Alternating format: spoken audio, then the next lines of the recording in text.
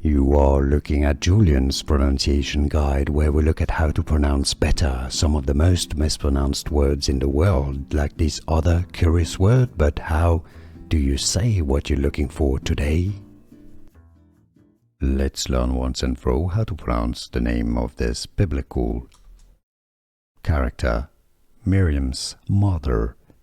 If you want to learn more names from the Bible that are often confusing and confused, stay tuned. Pronounced in Hebrew, it's normally pronounced as Jochebed. Jochebed in Hebrew. In English, however, it's normally pronounced as Jochebed. Jochebed.